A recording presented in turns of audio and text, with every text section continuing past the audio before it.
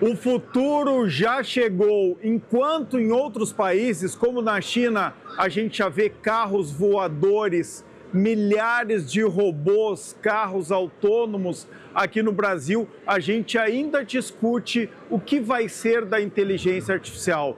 O futuro já chegou e a gente vai trazer para vocês aqui a visão polêmica, mas visionária de um futurista, Gil Giardelli. Ele vai falar com a gente, ele provocou todo mundo que está aqui no Tecnal, no prédio 40, no centro de eventos da PUC em Porto Alegre. A gente também vai falar com um empreendedor gaúcho que há 25 anos comprou vários domínios no Brasil inteiro e fez uma verdadeira fortuna. Hoje ele investe em novas ideias e em startups. Eu sou Orestes de Andrade Júnior e o Poder RS está no ar.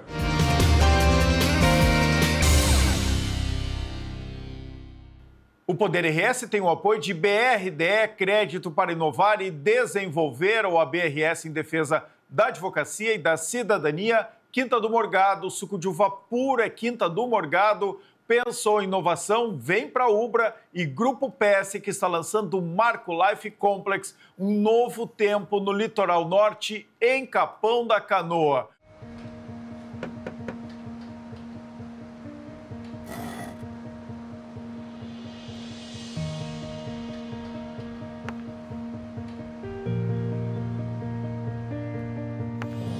É bom saber que nos momentos que mais precisamos, temos o parceiro certo.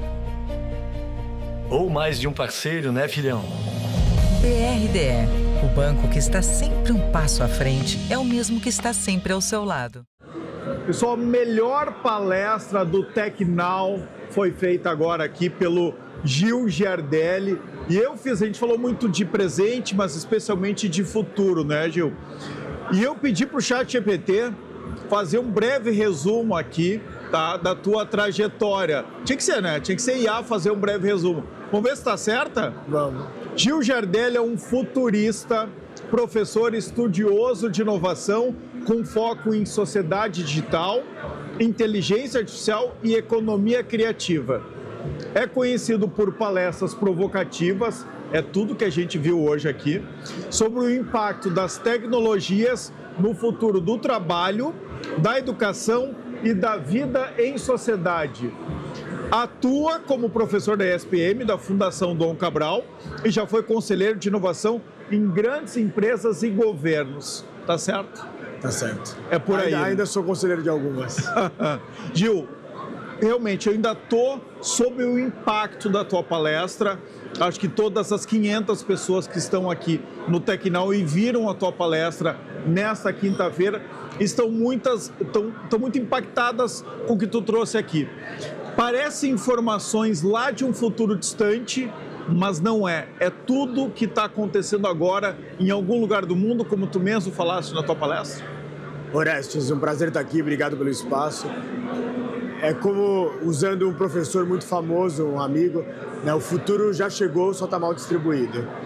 Então, o que parece que é ficção científica está se tornando realidade, o que parecia que era impensável se torna quase que o cotidiano.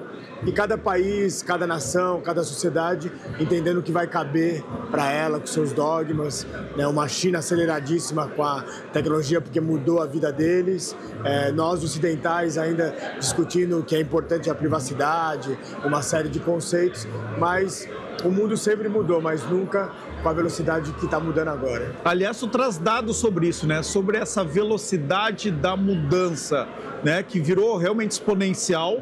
E aquilo que a gente achava que ia demorar 15, 20 anos, não. Agora, em 1, 2 anos, a gente já está vendo. É isso mesmo? O que está acontecendo nos laboratórios de futuro, de inovação pelo mundo, o que a gente acreditava que demoraria 2 gerações, 1 geração, em 2 anos está em alguma loja, está em alguma casa, alguma indústria. Então, tudo que foi escrito ou que foi mostrado em filmes de ficção científica ou em livros está acontecendo agora. O que, por exemplo, Gil? O conceito de você fazer, desconstituir um corpo, no caso de um ratinho, e construir isso em outro lugar. O que era o conceito, né, do teletransporte, não está pronto para seres humanos, nunca foi testado, mas já começaram a fazer em pequenos roedores. Então isso vai nos levar, na ficção científica, em 20 anos, talvez, a gente vai conhecer outros planetas de outra maneira. A tua palestra tem uma velocidade muito impressionante. Acho que é por gosto, para a gente ver a velocidade dessa mudança também que está acontecendo. Eu fiz um breve roteiro aqui para trazer mesmo as tuas ideias, as tuas informações para quem não pôde assistir, né? Um evento limitado aqui para 500, 600 pessoas. Então vou seguir um pouquinho para a gente buscar captar um pouco a lógica do que tu trouxe e apresentou hoje aqui no Tecnal. Pode ser? Claro, né? Está aqui do lado de um robô.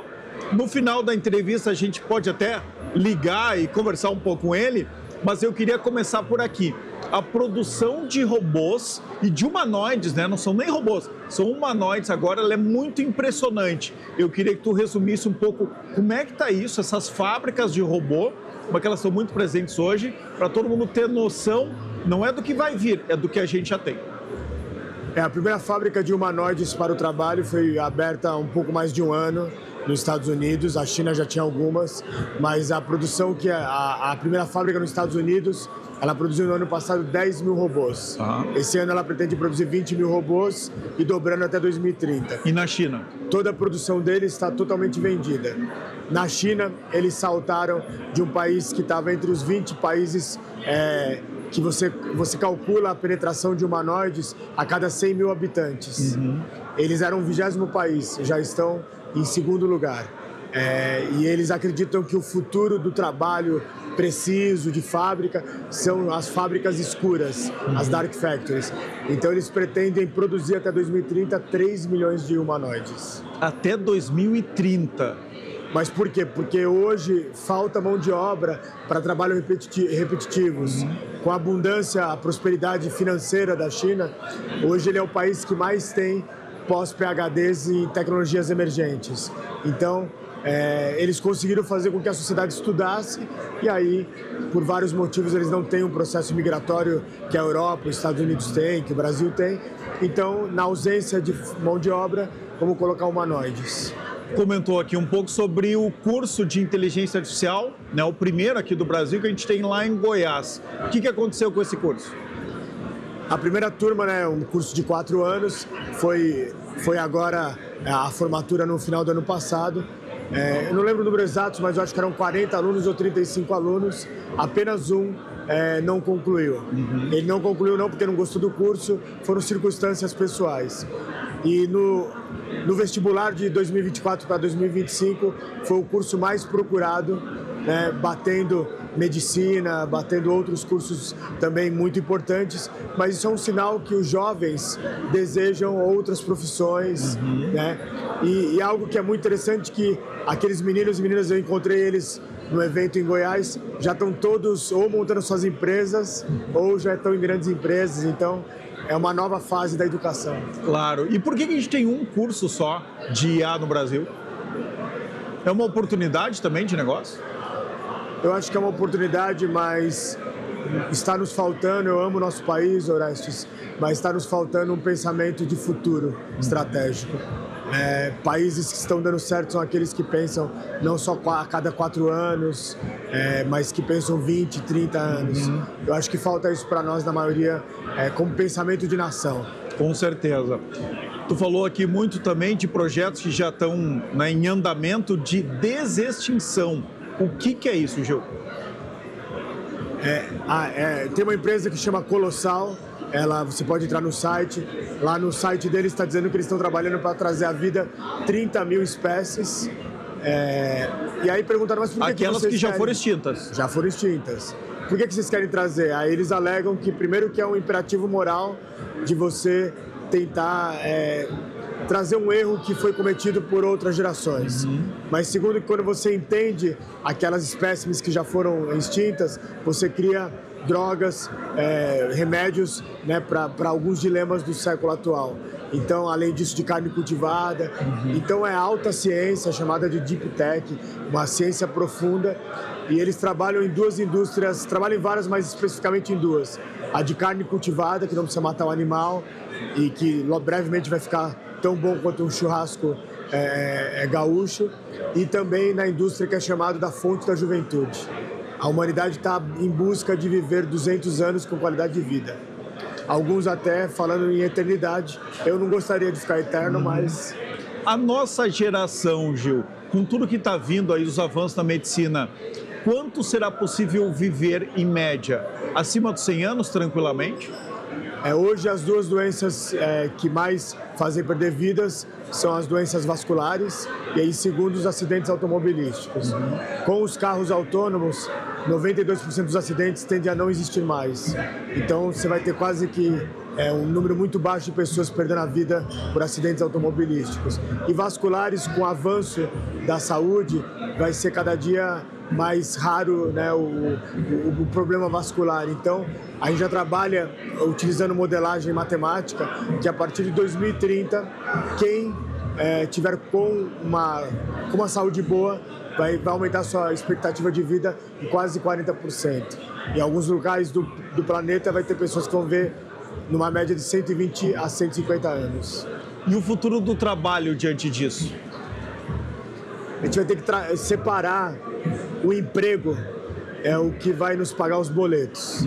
E ele, com a tecnologia, com as ferramentas de IA, ele tende a ser um trabalho de 4 horas em média.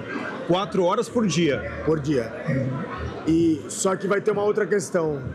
Não vão ter trabalhos para todos os 8 bilhões de seres humanos.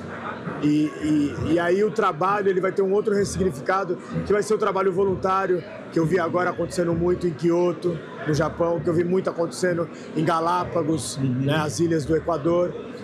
Porque o trabalho ele faz parte do crescimento humano, mas ele não é só relacionado a ganhos financeiros, ele é ganho intelectual.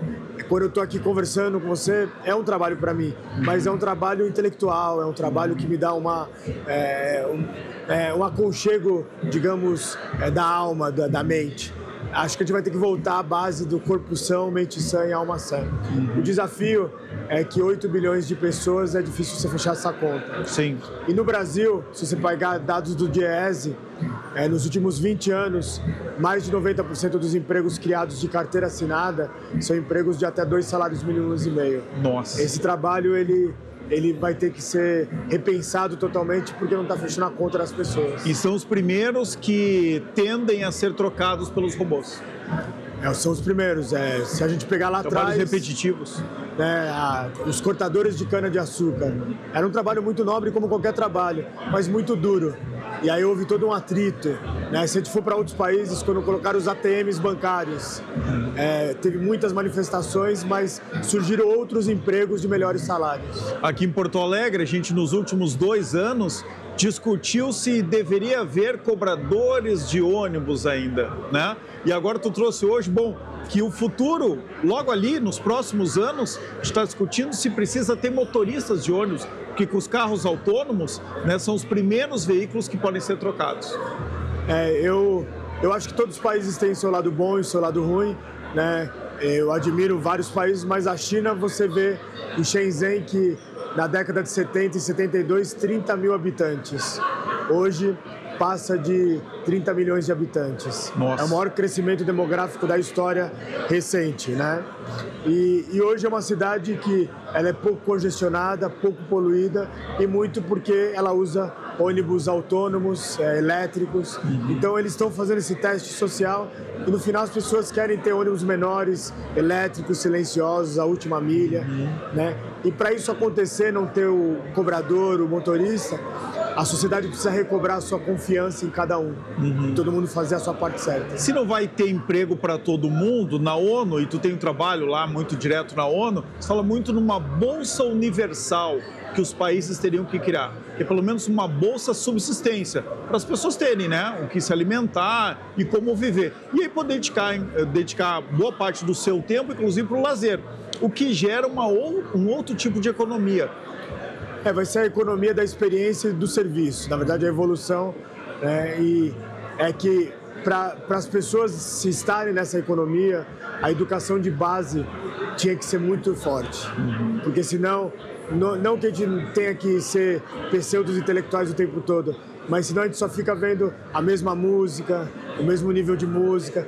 Então você tem que preparar muito as gerações na base para que elas possam se divertir e às vezes escutar uma música só porque querem dar risada, mas também possam desenvolver outros trabalhos intelectuais, que é ver um podcast, que é ler um bom livro, que é fazer o trabalho que mexe com a mente. O quanto o Brasil está atrasado em relação a países como os Estados Unidos e China?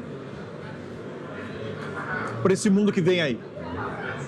Olha, se a gente começar a comparar os Estados Unidos em relação à China, os Estados Unidos já está muito atrasado. Agora o Brasil eu prefiro comparar com a Coreia do Sul, que eu acho que está mais próximo de nós. Mas a Coreia do Sul fez uma revolução tecnológica nos últimos 20 anos. O Brasil não conseguiu fazer o mesmo. Então, esse é o ponto. Entre 1950 e 1953, Arthur, eles sofreram as guerras das Coreias. Quando acabam as guerras das Coreias, os dois países, a Coreia do Sul e a Coreia do Norte, eram o segundo e o terceiro país mais pobre do mundo. Só que a Coreia do Sul tomou uma decisão. Ela disse assim, as próximas 2 gerações pós a Guerra Civil vão trabalhar muito para pagar um sistema de ensino de alto impacto. Hoje eles estão vivendo um pleno emprego, que são taxas de desemprego muito baixas. Estão colhendo os resultados, né, de uma decisão tomada lá atrás. A gente vai ter que tomar uma decisão em algum momento, que infelizmente são dados oficiais do Ministério da Educação, mais de 50% dos nossos graduandos são analfabetos funcionais ou em português, ou em matemática, ou em ambos. Essa geração, infelizmente, essas gerações vai ter desemprego crônico. Temos que pegar a partir de agora e falar, toda criança que nascer, não importa a classe social dela, não importa a região dela, ela tem que ter uma educação muito profunda de pensamento matemático, de pensamento humanista, para que no futuro a gente seja uma nova Coreia do Sul. Eu queria, aqui em Porto Alegre, a gente fala muito que a gente é um hub de inovação na área da saúde. Vai mudar muito, né? A saúde que a gente conhece hoje, logo ali na frente, ela vai ser muito diferente, né? A gente tem aí, né, humanoides, psicólogos que atendem milhares de pessoas. Eu queria que tu desse um pouco desse preview do que vem na área da saúde. Nós estamos vivendo, né, a mudança da nossa pirâmide etária, então teremos brevemente mais adultos, né, acima de 65 anos do que mais jovens. Isso vai acontecer em outros países onde tem humanoides como esse, mas mais altos, que tem uma força no braço de aguentar até uma alavanca de 1 tonelada. Nossa! Por quê? Porque ele está ajudando pessoas com paraplegia, pessoas com tetraplegia, porque isso hoje não tem profissionais que possam ajudar essas pessoas. Você tem um problema de solidão, então são robozinhos pequenininhos que ficam com pessoas que estão sofrendo de muita solidão. E o que mais está sendo fantástico são as teleoperações, onde existem muitas doenças raras no mundo hoje, mas vai ter um médico lá na Nova Zelândia que é especialista num tipo de problema urológico. E ele, com robôs intercontinentais, vai poder fazer uma operação em alguém aqui em Porto Alegre. Então vai ser uma saúde, né? E o outro ponto é a medicina preditiva, onde a gente, dando nossos dados para os supercomputadores, o supercomputador vai poder prever com muita antecedência se a gente vai ter uma doença que pode, caso não seja, né, tratada, seja fatal. Tu mostrou hoje na tua palestra que nanorobôs, né, que vão ser injetados, colocados, né, no nosso corpo e vão trazer essas informações também para a inteligência artificial para prever doenças, inclusive para curar algumas delas. Desentupir uma veia, fazer trabalhos que esses nanorobôs fariam o primeiro atendimento, digamos, médico, depois iria para um especialista. E essas tecnologias já são trabalhadas há 50 anos e agora elas começam a ganhar corpo, começam a ser testadas. E o próximo passo é baratear para compartilhar com toda a humanidade. É o caso, por exemplo, dos veículos voadores, né, que a gente viu lá no desenho dos Jetsons. Bom, quando é que vai vir, né? 2100, 2200? Não, a gente já tem isso agora. A cidade de Shenzhen, né, o Shenzhen, ela é uma cidade que é a cidade do futuro e lá já são 60 mil proprietários de carros híbridos que ele desacopla da carroceria e a carroceria volta para um autônomo num ponto. 60 mil? 60 mil foram entregues agora em dezembro. Nossa. 60 mil para o número de carros, né, tradicionais em Shenzhen quase nada. Mas é o início de uma revolução que vai acontecer. Não, e vai mudar o trânsito, né? Porque o trânsito não vai ser mais terrestre, né? Ele vai ter que ser pelo ar também. É uma coisa interessante, eu convivo muito em Ilhabela, que é uma ilha famosa do litoral de São Paulo, e não tem nenhuma ponte, é de balsa ainda. E no futuro não serão balsas, serão vias aéreas, porque parte do turismo será feito por drones. Tu também mostrou aqui na palestra que em 2050 a gente vai ter motos quadrúpedes. O que é isso? Está acontecendo agora no Japão, em Osaka, é a Feira Universal. As feiras universais, elas acontecem desde os anos de 1870. A primeira foi em Londres, foi a Feira Universal de Paris que apresentou a Torre Eiffel. E a cada 5 anos acontece sempre. 170 países, inclusive o Brasil, estão se apresentando agora em Osaka, na Feira Mundial de Osaka, mostrando o futuro que eles imaginam. E aí o Japão convidou a Kawasaki, que é uma empresa famosa japonesa, e ela disse, se no futuro teremos muitos carros voadores, você poder andar na Terra vai ser algo radical. E apresentou esse quadrúpede, que ele é inspirado nos animais, e você vai poder chegar em locais que seriam inimagináveis hoje com uma moto. Falou muito também sobre a era pós-smartphone, né, da computação natural. O que é a computação natural? A computação natural é a gente poder olhar no telefone, estar aqui na sua mão, jogar na parede, não precisar mais da tecnologia. Não precisar deste aparelho aqui. Do device. Né, poder ter como algo nano. Isso, muito pequenininho. E aí você teria aqui, e aquilo está te dando os dados, você pode apontar para sua mão, atender aqui o telefone, um pontinho muito minúsculo aqui no seu ouvido. Então a nanotecnologia vai fazer os produtos ficarem cada vez menores. E os smartphones, por que estão em crise? 86% da população tem um celular ou um smartphone no bolso. Ela pode não ter saneamento básico, mas tem um telefone. E aí a indústria chegou no momento que agora é 3 câmeras, 2 câmeras, 4.000 cores, não tem mais muita inovação. Você vai ter inovação da foto ser melhor, do vídeo ser melhor, mas ela está chegando no limite. E aí a própria indústria está falando qual vai ser o próximo passo. Então, por exemplo, é um colarzinho que é a sua IA conversando com você, você falando com ela e falar, agora eu vou precisar viajar, agenda já a minha viagem, compra minha passagem, já pega o meu quarto. É assim que a gente vai chegar na linguagem universal, né, que com pequenos aparelhos aqui a gente vai conseguir traduzir simultaneamente. E tu também traz uma provocação aqui, a gente vai saber o que o nosso pet, né, o gato ou o cachorro fala para nós. A gente está próximo de ter isso? Estamos muito próximo da Alexa dos animais domésticos. Muito próximo quanto? Tudo indica que os primeiros projetos para o grande público, ainda em 2025 a gente vai ver. Nossa! E você vai ter ali algo que por exemplo, sobre baleias, tá? As baleias azuis. Eles pegaram dados de 40 anos de gravações do principal aquário de Monte Rey, na Califórnia, e transformaram isso em linguagem de IA. E agora estão aperfeiçoando, já está em teste, para que você pague, por exemplo, R$ 9,90 e tenha um aplicativo no seu celular. E quando você chegar em casa, seu cachorro vai latir, vai saber que ele quer comer. Como é que a gente vai lidar com isso? Eu acho que o nosso maior desafio são os desafios éticos, as desigualdades sustentáveis e a nossa saúde mental.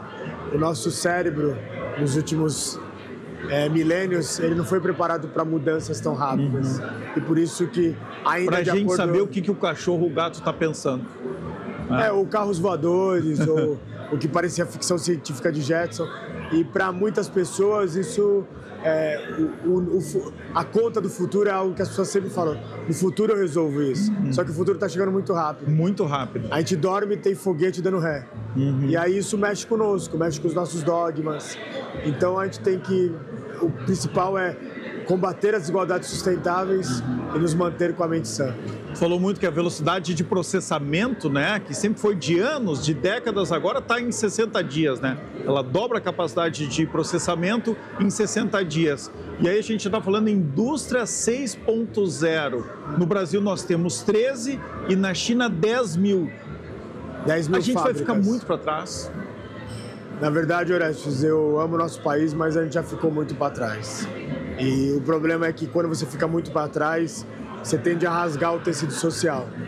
E aí que acontecem as grandes revoluções, como a revolução que aconteceu em 1912 na China, trouxe o Partido Central, a Revolução Francesa, ou até mesmo a Guerra Civil Americana. E aqui a gente tem 200 milhões de pessoas. Então a nossa preocupação é o que a gente traz da sociologia, que são os precariados, que são pessoas que estão pagando impostos, ou trabalharam a vida inteira e hoje não tem uma aposentadoria digna, ou não tem um transporte digno. Então a gente está muito preocupado com o tecido social, não só no Brasil, isso é um pensamento no mundo.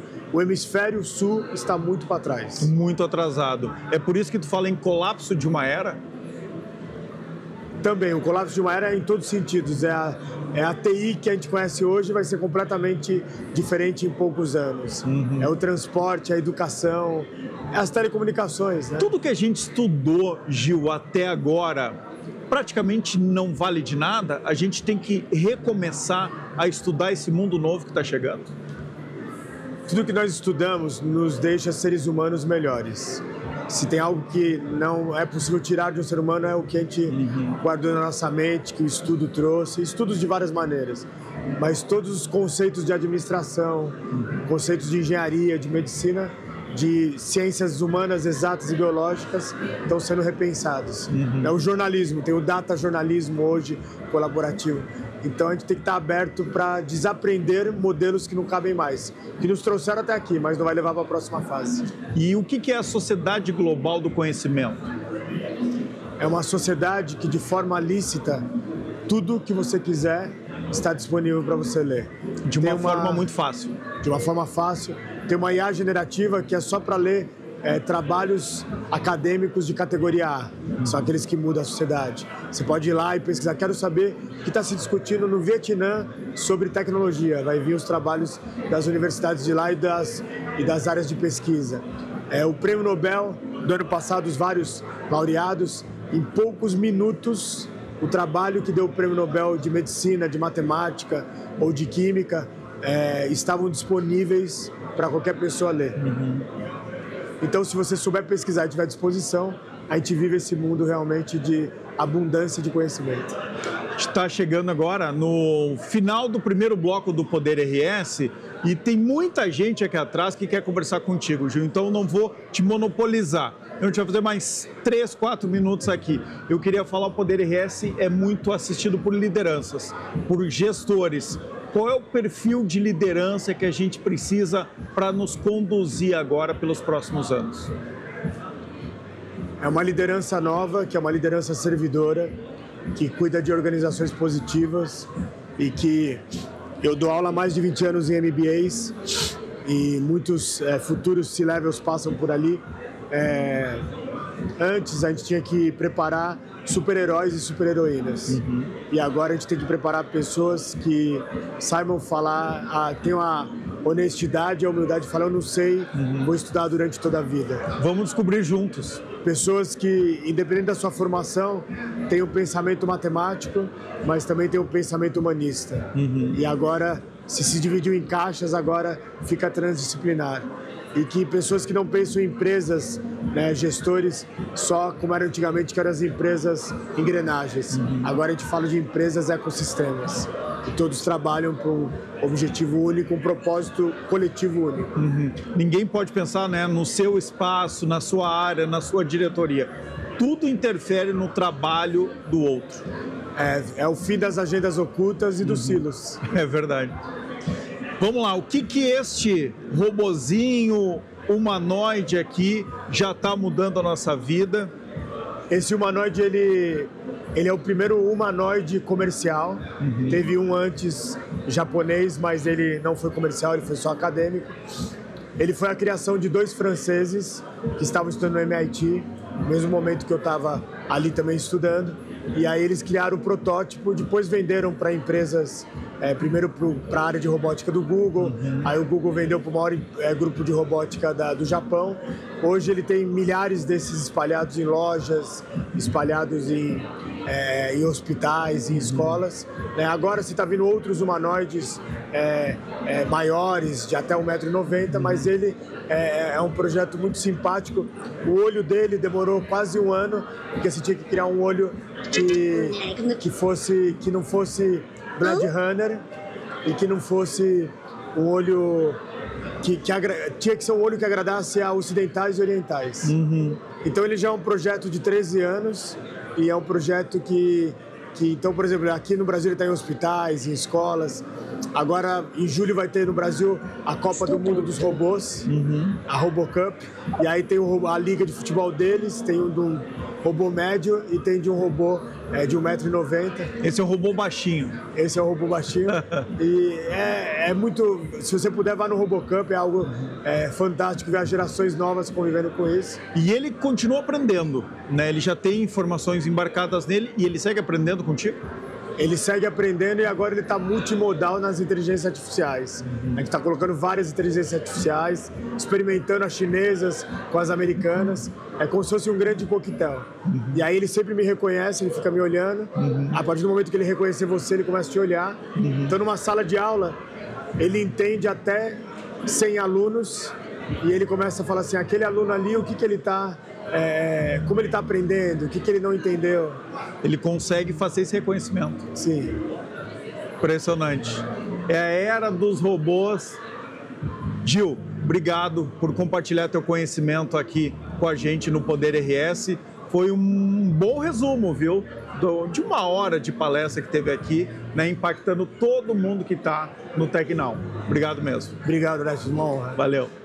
Bom, pessoal, vamos a um rápido intervalo para a gente se recuperar aqui um pouco de tudo de novo, do futuro que já está no presente e que o Gil Giardelli contou para a gente aqui. O Poder RS, em nome de BRDE, crédito para inovar e desenvolver. Já voltamos direto aqui de Porto Alegre, do Prédio 40 da PUC, com a cobertura especial do TecNow.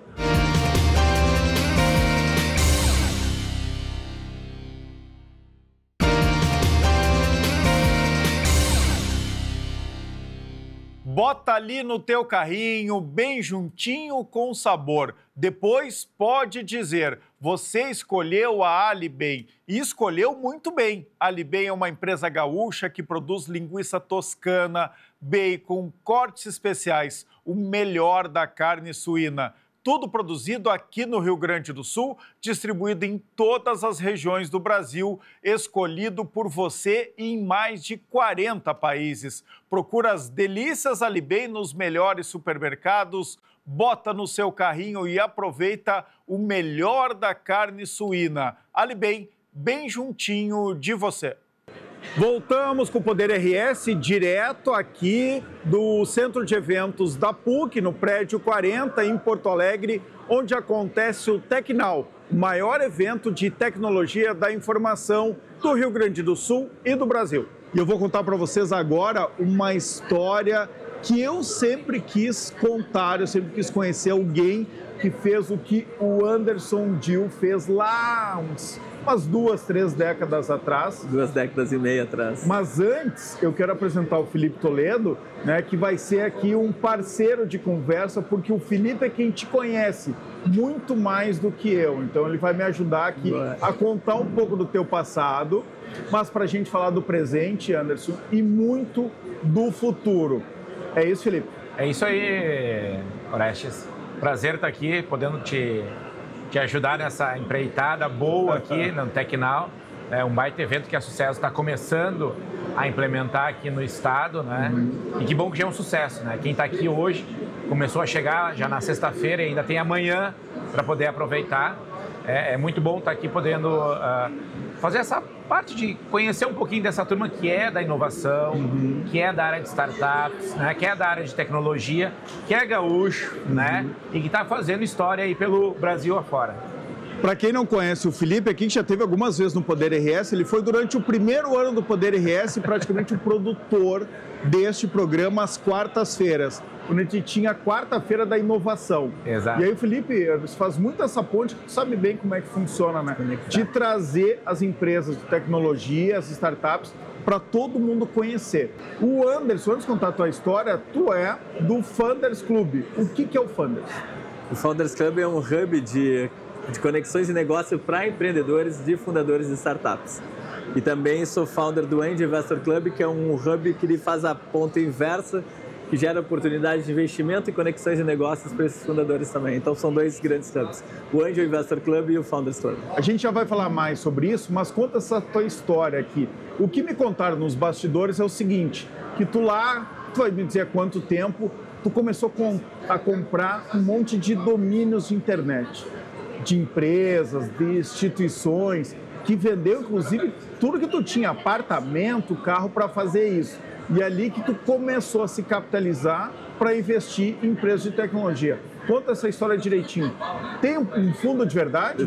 Tem uma parte de fundo de verdade, boa parte, na verdade. A única parte é que eu não comprei domínios de nomes de empresas. Tá. Eu comecei registrando nomes de destinos turísticos. Destinos turísticos. O primeiro domínio que eu comprei foi o gramado.com.br, depois eu comprei... Há quanto tempo isso? 2000. No ano 2000, então 2000. Exato, na verdade, 25 anos. Na verdade, o primeiro domínio eu registrei dia 31 de dezembro de 1999. Olha, não, foi o praiadaferrugem.com.br, foi o primeiro. E depois Gramado. E depois foi Gramado. E... Por que tu fez isso? Porque eu imaginei que aconteceria... O que tu fazia antes? Tinha um negócio de importava camiseta da China e distribuía. Tá. Completamente diferente. Mas antes eu tinha passado por uma jornada de ter material de construção e já tinha sido, inclusive, funcionário público também por um tempo. Mas foi no mestrado, em setembro de 99, numa palestra do Terra, falando o que era internet, o que ia ser internet. Eu visualizei que o futuro seria o que é hoje, tudo digital, a gente fazendo todas as nossas jornadas de aquisição, compra, discovery através do digital. E eu imaginei que a gente tinha uma pousada na Praia da Ferrugem. Quando eu vi lá a possibilidade de comprar o praiadaferrugem.com.br, eu imaginei naquele momento, cara, no futuro todo mundo vai reservar hotel, comprar passagem aérea, tudo online, é bem... Eu estava no limiar entre a genialidade e a estupidez, porque... Daí que eu comecei a vender, de fato, todo o patrimônio que eu tinha, apartamento, carro... Tu fez mesmo isso para comprar eu, de fato, domínios. dei um all-in. A minha última estupidez foi em 2003, que eu vendi 15 hectares de terra para comprar o sãopaulo.com.br. Sãopaulo.com.br. É meu até hoje esse domínio. Até hoje? É, mas daí deu bastante certo. Em 2013 eu já recebia 3,6 milhões de visitas por mês em 23 sites. Eu acabei comprando turismo.com.br, reservas, comprei vários. Tá, mas tu comprava os domínios e fazia o site. E fazia o site, exatamente, para gerar audiência, tráfego, e a partir dessa audiência vendia passagens aéreas. Depois criei a maior operação de aluguel de carro na internet no Brasil em 2006, com Waves, Hertz, Movida, enfim, só a Localiza não entrou na época. E era uma operação que, enfim, entre passagens aéreas, aluguel de carro, a gente transacionava lá, vendia uns 45 milhões de reais por ano, ganhando de 4% até 30% de comissão. Então era um negócio bacana, até eu fazer essa transição para depois vir para esse universo de investir em startups de 2016 para cá. Tu tinha muitos funcionários nessa época? Ah, tinha um escritório em Porto Alegre, São Paulo, era uma operação com mais de 50 pessoas. Isso diretamente, daí envolvia muito mais pessoas, sim. Felipe, o Gil foi um dos primeiros a investir e a colocar à disposição o Angels, né? A parte de início, né? De investimento, né? Explica para nós um pouquinho como é que tu iniciou isso, como é que tu chegou nessa parte, quem é que naquele primeiro momento é um dos fundadores da Venture, não é? Um dos primeiros a investir. Na verdade, eu acabei virando, a Venture não, tinha sido fundada já em 2012, eu acho, então eu acabei virando investidor da Venture só em 2018. Mas a minha jornada de investimento, de chegar ao investimento anjo, tem uma parte de impacto social nisso tudo. Meu pai foi um cara muito pobre, família de 3 irmãos. Meu pai foi engraxate, cobrador de ônibus, entregador de roupa e lavanderia. Eu, com 8 anos de idade, vou morar numa casa grande, meu pai dá certo. E as empregadas da minha casa eram irmã do meu pai, prima do meu pai, tia do meu pai. Me criei vendo meu pai apoiando pessoas, era uma forma que ele tinha de trazer do interior, elas vinham para minha casa morar, trabalhar, eram remuneradas, mas à noite elas estudavam e conforme elas conseguiam empregos melhores, elas saíam e entrava outro parente, algum conhecido, alguém vinha para minha casa. Olha só. Isso foi algo que me marcou, que eu sempre tive aquele sonho lúdico de criar uma casa de passagem, queria pegar morador de rua, ensinar para esse cara ser eletricista, ser hidráulico, final um banho de loja nele, ensinar ele a fazer alguma coisa, ajudar ele a arrumar um emprego. E quando ajudasse ele a arrumar um emprego, eu colocaria outra pessoa nessa casa de passagem, só que a casa de passagem, na verdade, teria que ser uma ONG. Sim. E foi aquele sonho lúdico que nunca se concretizou, mas quando me convidaram para entrar na Anjos do Brasil, no final de 2016, eu acabei entrando em março de 2017, eu percebi que em vez de formar alguém para trabalhar para o terceiro, eu poderia ajudar alguém a se desenvolver como empresário, como dono de empresa, investindo numa que geraria emprego e renda e impactaria outras pessoas. E deu certo o plano, no fim acabei virando investidor da Venture, Grow, Wall, Boss, até da Algar Telecom Venture Builder também. E hoje eu tenho posição em umas 100 startups que empregam lá as 1.800 pessoas, então de certa forma... E o Gil é uma coisa boa, quantos exits tu tem? Ah, legal, eu eu tenho posição no Monicorn. O Monicorn é uma empresa que tem valuation lá acima de $1 bilhão, então dei a felicidade de vender uma empresa para a Vetex 50 dias antes da IPO, em 2021. A Vetex fez a IPO nos Estados Unidos, início, valuation de $3,7 bilhões.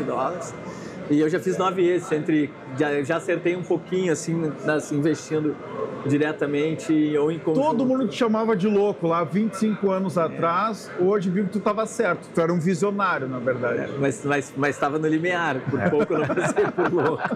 E outra, o Gil também, ele mentora muito startup, por isso que ele consegue enxergar dentro daquilo que chega para ele, oportunidades de verdade, né? Hoje, 30% a 40% do meu tempo ainda é fazendo trabalho voluntário, apoiando programas como Inovativa Brasil, como Junior Achievement. Então, eu faço muito trabalho de mentorar empreendedor. Então, nessas mentorias, eu acabo encontrando as boas oportunidades ou fazendo banca, participando em eventos como South Summit, Web Summit, enfim, que tu participa lá visitando as startups e assim a gente acaba conhecendo e, enfim, tem um pouquinho de faro para encontrar. Pois é, como é que você adquire esse faro? Ou o que tu procura quando uma startup vem te apresentar uma ideia? Legal. O que é o fundamental?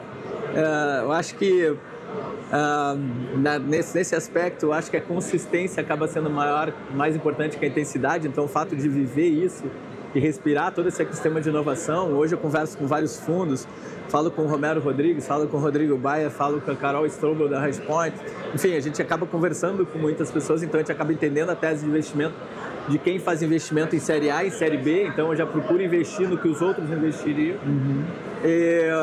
Mas sempre tem algumas características, né? Mercado grande, a gente chama lá mercado que... Escalável. Mercado que seja lá de 10 bi, 15 bi, 20 bi, enfim, quanto maior o mercado, menor a participação que tu precisa ter desse mercado para ter um baita no negócio. E qual é o grau de inovação que tem que ter? Então, sempre tem que ter algum nível de base tecnológica, tem que rodar em nuvem, tem que poder distribuir e vender pela internet, e eu acho isso uma das premissas. Isso é fundamental. Porque, na verdade, a minha tese é uma tese muito mais smart do que money mesmo, porque o cheque de investidor anjo é 20 mil, 30 mil, 40 mil, 50 mil, 100 mil individualmente, não é um cheque expressivo. Mas como há 25 anos eu vendo coisas online, eu consigo ajudar a vender desde passagens aéreas, aluguel de carro, seguro viagem, saúde, serviço financeiro. Então é legal que eu tenho startups em diferentes verticais e a gente consegue, através do digital, ajudá-las a escalar, seja com SEO, de otimização para ferramenta de busca. Mas tem uma coisa que o Gil, e isso ele já falou, né? O perfil do empreendedor, ele é importante. Uma das coisas que ele sempre deixa claro... É bem isso. Tanto o slogan do Angel é investimos em pessoas, transformamos vidas, realizamos sonhos. Embora... Que perfil é esse? Embora a gente acaba parecendo que a gente investe num negócio, mas o perfil do empreendedor é aquele que seja coachable, né? Aquele que tem a capacidade de criar rapport, que tu consiga brigar com ele no outro dia tá tudo bem. Porque não adianta, a sociedade, enfim, negócios, nem sempre tudo roda tranquilo. Tem que ser apaixonado também e tem que ter foco no seu negócio, não é aquele que faz lá que, essa é uma segunda, terceira. No mínimo 1, 2 pessoas full time olhando focadas, exclusivamente aquele projeto. Isso é importante. Muito importante. E aí, Felipe, vamos encerrar esse papo. Eu quero levar o Gil aqui lá para o nosso estúdio, Vamos. E do Multi-RS lá em Canoas, né? Te conheci agora, faz pouco tempo, ali durante o South Summit, né? O Gil nos recebeu lá com um churrasco, né, no apartamento dele, enfim, foi muito legal. E assim, eu vi que tu tem isso, né? Tu não para, tu é um apaixonado por inovação e por bons negócios.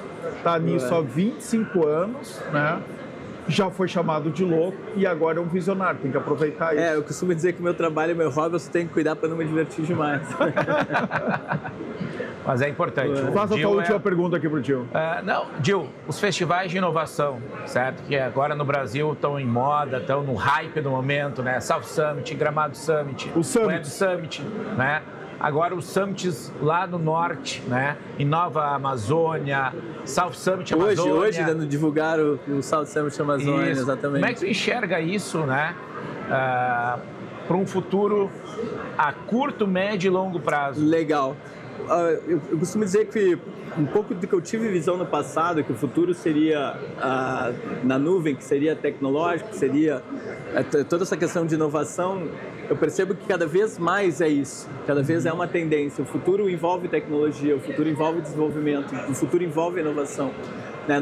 A gente não tem como olhar para trás em relação às novas tecnologias e o que vem, né? Na verdade, e a quantidade de informação, a quantidade de oportunidades que isso gera vai acabar impactando inevitavelmente em geração de emprego e renda. Então a gente tem que fomentar esses ambientes de inovação, porque o futuro do emprego está na inovação. Então uma forma que eu vejo, inclusive, de desenvolver a economia como um todo, o que me move muito é essa questão de impacto. Como é que a gente gera emprego e renda? A gente tem que ajudar as pessoas a se desenvolver mirando na inovação exatamente para gerar oportunidade de emprego e renda onde tem inovação. Então, esse summit acaba fazendo esse papel importantíssimo de geração de impacto, emprego e renda, fomentando a economia como um todo em torno do que é o futuro, que é a inovação e tecnologia. Perfeito. Obrigado, Felipe Dil, Toledo. né? Esse é o Dil. É o multi-Dil, tá? O Anderson multi aqui, para voltar a conversar mais vezes. A gente combina. Obrigado, viu? Obrigado, obrigado a vocês. Valeu, obrigado. Olha só, pessoal, o futuro chegou com EasyGen. O EasyGen conecta você a uma usina solar sem precisar instalar nada, sem investimento nenhum. É economia de verdade, com energia limpa e sem custo. EasyGen, I-Z-I-G-E-N,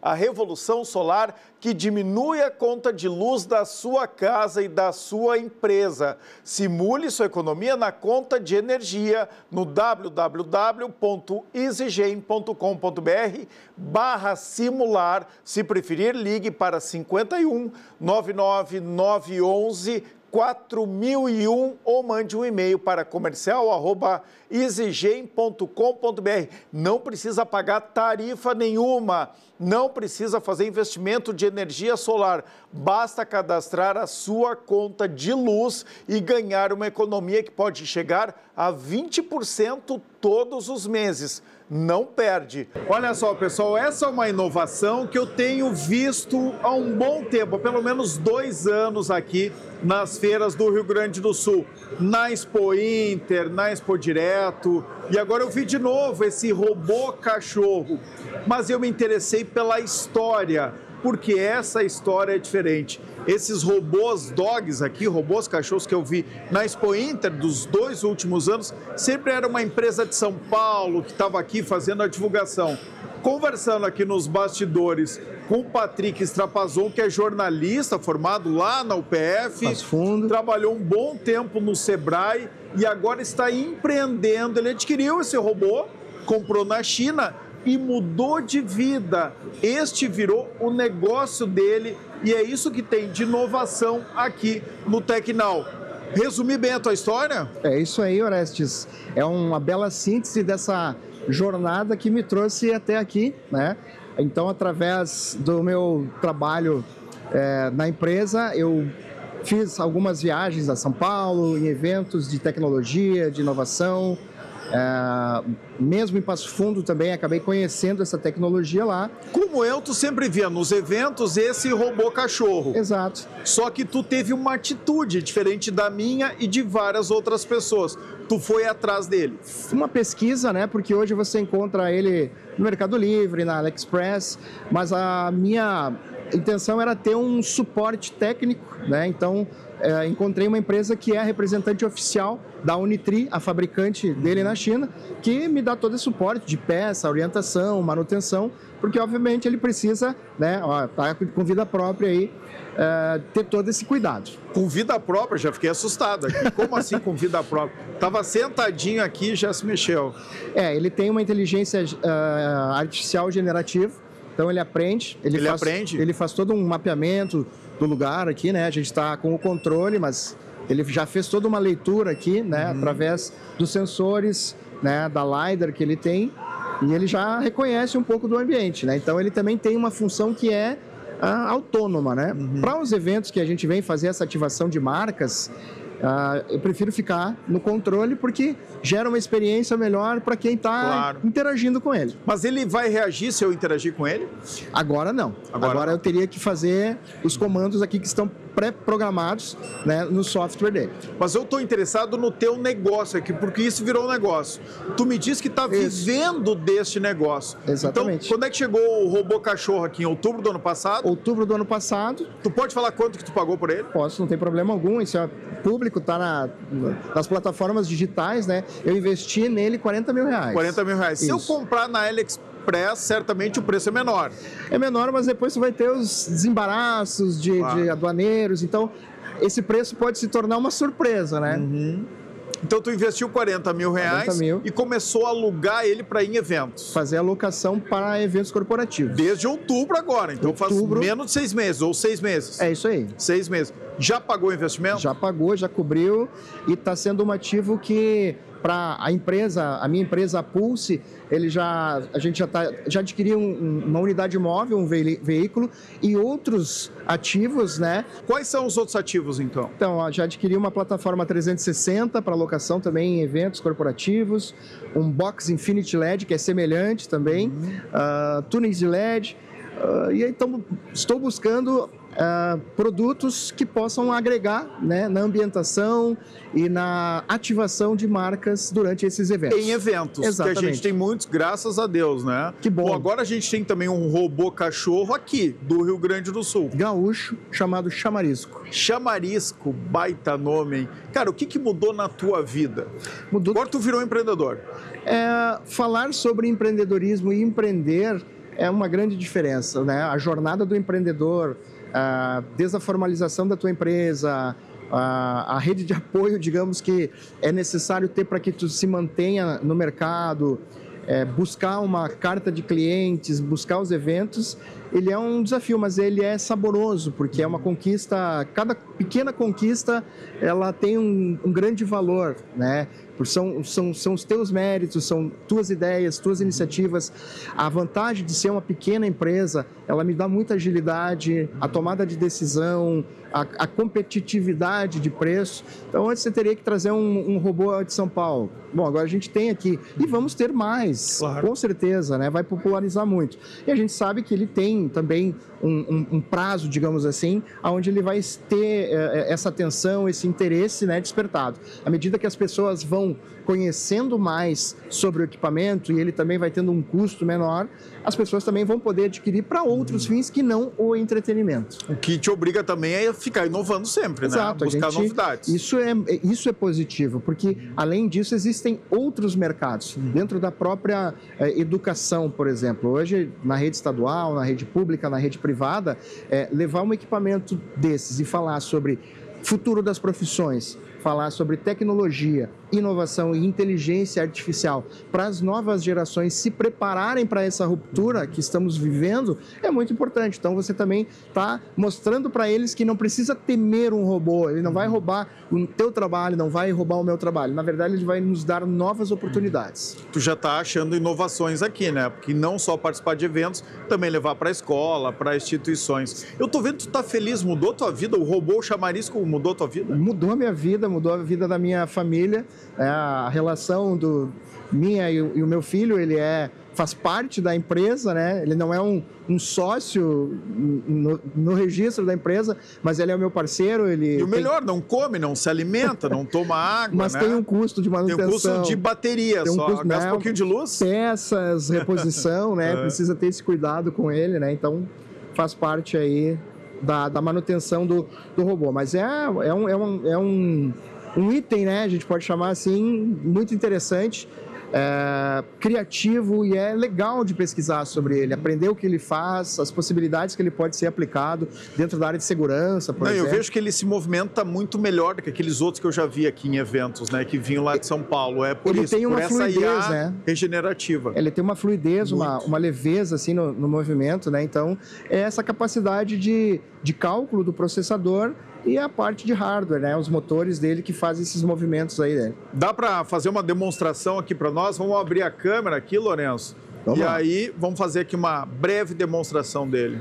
Agora ele deitou, eu estou saindo da operação de modo geral para o modo de inteligência artificial. É onde ele está usando um pouco mais da sua capacidade aí de cálculos. O que ele já aprendeu aqui do terreno, da área, ele vai fazer. Até para que ele possa se equilibrar em pé. Opa! Então ele deixa de ser um quadrúpede para ser um bípede, né? Se tu tentar, por exemplo, dar um empurrãozinho nele com a mão... Posso? Pode, ele não vai cair, né? Ó. Pode ser até mais forte. Mais forte? É. Olha aí. Olha só. Então essa é a inteligência artificial dele que está oferecendo ele a fazer, né? Ter toda essa segurança aí para trabalhar. Agora ele vai plantar uma bananeira aí, tá em forma. Que legal. Da mesma forma, né? Esse equilíbrio que ele tem aí. Esse é um movimento que eu nunca tinha visto nenhum cachorro-robô fazer, viu? É. Que ele abana também? Faz algum movimento com as mãos, com as patas? Faz sim. Vamos voltar aqui para a programação geral dele. Que é... A criançada deve adorar, né? Eu tenho um bordão que eu brinco bastante, que eu mirei na inovação, mas acertei na recreação, né? É verdade. A criançada, quando vê o robô, realmente chama muita atenção. Então, tudo que a gente está apresentando aqui, ele já está nesse aplicativo aqui, né? Uhum. E ele pode cumprimentar as pessoas, né? Um simples gesto de dar um tchauzinho. Vamos dar um tchauzinho aqui para nos despedir dessa entrevista muito legal aqui, com um jornalista que virou um inovador. Valeu, pessoal! Aqualocos no inverno e no verão. Aqui não tem tempo ruim, tudo é alegria. Curtir o dia numa boa com toda a família. Aqualocos é pura diversão. Faça chuva ou faça sol, no inverno e no verão. É Aqualocos, yeah! Bom, pessoal, esse foi mais um Poder RS aqui direto do Centro de Eventos da PUC, no Prédio 40, onde acontece o Tecnal, o maior evento de tecnologia da informação do Rio Grande do Sul. Foi tão legal o evento, a gente produziu tanto conteúdo útil para vocês. A gente vai ter mais um programa especial sobre as informações e o conteúdo aqui do Tecnal na próxima segunda-feira. Então não perde. Por enquanto, tenham todos uma boa sexta-feira à noite, né? E um baita final de semana. A gente volta na próxima segunda-feira. Uma boa noite a todos e fiquem bem.